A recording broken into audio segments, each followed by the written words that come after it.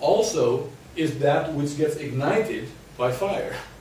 So because they spread this sawdust to basically try to keep with the rain, if someone somewhere in the area by accident spills his cooking fire or drops something, you get an entire region that gets burned out. So now you start looking, and here you got to see basically space syntax mapping on a region that through fires, through the time, normally there is a very strong organic, it's not planned, but there's a very strong organic flow within these slums. There's a very cohesive, let's say, spatial dispersion, which you actually will see here in the logical framework that it was. Now, as a fire takes place, it disrupts that region, and you get basically people who are moving in there on a kind of an open tabula rasa that are not following the growth logic that that urban fabric had. So you get on the one hand, you know, a relatively well-structured slum, you can call it, but eventually these kind of completely fragmented spaces that, you know, are just basically purely opportunistic, unplanned, unthought, and very fast put together. Whereas this also was unplanned, but it kind of grew over time, knowing that here on the main street is the economic space, and slowly you grow around that. I don't want to go too much on this. This is then the rural area, which basically in the north basically has to deal with this. So here you see basically their flood disaster scenario that they have to deal with, also in the northern territory. And in our case, our students work together with them to try to build a little bit stronger disaster-prone house, as you can see over here. Now, one of the big things that we of course open up as a larger discussion, if the city, Accra, which is the economic powerhouse, does not invest or decentralize their investment into the northern territories to help facilitate the infrastructure, what's the future of this cycle? Because now we have a cycle where basically we have this urban, rural migration of people that's constantly taking place. But if you ask the people there, the younger people, you know, what's your future? What do you see yourself doing? Now, you know, this guy wants to become a football star, this guy wants to go to university, this person wants to go abroad. They all have a completely different vision. They don't see themselves coming back to these rural areas. So as time goes on, what's going to happen if this area, which is the agricultural hub of Ghana, when the people in the younger new generation, with all the complexities and the difficulties and challenges of living there, are slowly, you know, losing their livelihood and losing their interest for that livelihood. So an interesting kind of paradox that you see is, hey, this needs to be looked at, and one needs to kind of consider how does the urban system as a whole sustain itself. Indonesia, I'm going to go through actually quite fast because it's actually one of the easiest projects to look at, strangely enough. Now, the Aceh province, you see here, I don't know why he's doubling up my things. Okay, you got 4 million inhabitants here. Now basically, this is basically what happened after the tsunami hit. You know, you lose everything. Both land, resources. I think I have to...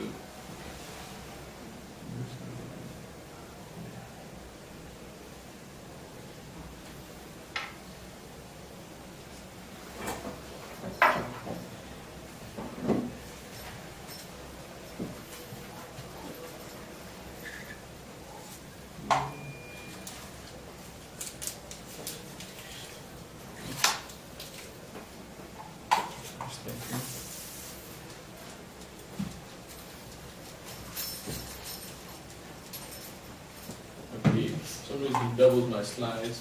But basically here, in this place, you get one of the most severe disasters that no one in the world was prepared for. I mean, we have you know, enough experiences on floods, we've got enough experiences on fires, we've got enough experiences on storms, on hurricanes, on typhoons. But the last time there was a tsunami was 150 years ago. So we don't really have any guidebooks. We don't have anyone alive here that can even tell us about how do you respond to a tsunami. Well, here you see basically the kind of devastation that it leaves.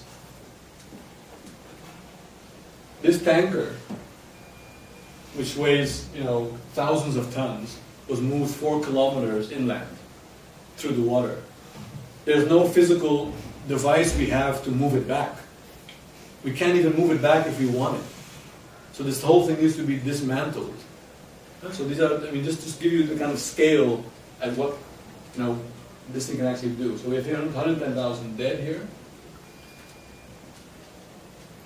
Here you see basically this kind of very simple diagram that shows, you know, very few people died at the moment of disaster, almost half the population of Banda Aceh, but within 2 years it had already increased. And we have basically 1.3 it's 130% of the population had actually returned, not returned, but actually had doubled up because of people moving in from the region. Because like I said, here more than ever, with this 7 billion euro, the world really got to see the impact of finance on this development. Just to give you an idea of what, yes, we've lost the scale here. To give you an idea, this is maybe the strongest diagram of what this money thing offers. In Africa, the average person on a disaster receives about $30 as per person, as per beneficiary. So you get beneficiary means the person who got inflicted and who's going to get the money. It's going to benefit somehow.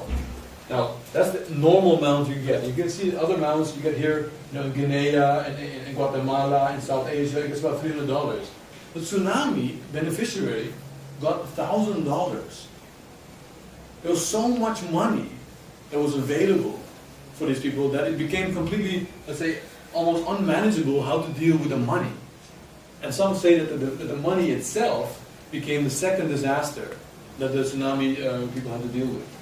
So, just to go back also to our kind of an urban spatial, we have the gampong structure that basically exist in, you have the hutongs in China, you have the gampongs in Indonesia, which there's a kind of a logic between inhabitation, social activities, economic activities, agricultural production, and the social-cultural mix.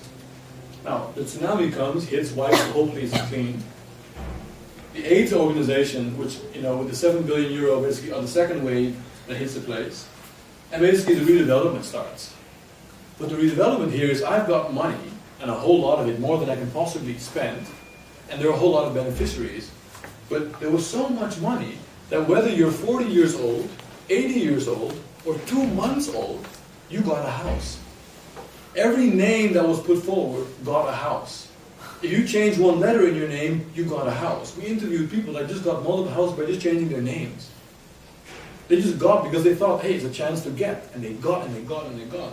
But what do you get then? You get this massive redevelopment of houses. But here's the problem. His economic livelihood is gone. He's got no space anymore to grow.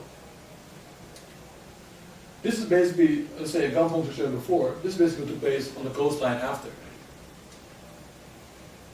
So you get these village structures in these gampongs, and you basically have these people who are losing, as I said, on economic points, on social points, on the cultural points, most of their livelihoods. And what you see as a result, it's not that all those houses are great, that now we have a lot of houses.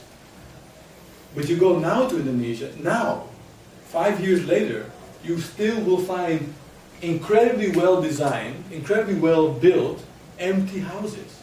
They haven't even been able to fill them all up yet. That's how many houses were built. Because this structure you won't find in most countries in the world. There's a lot of money to put into this as a post-disaster rehousing.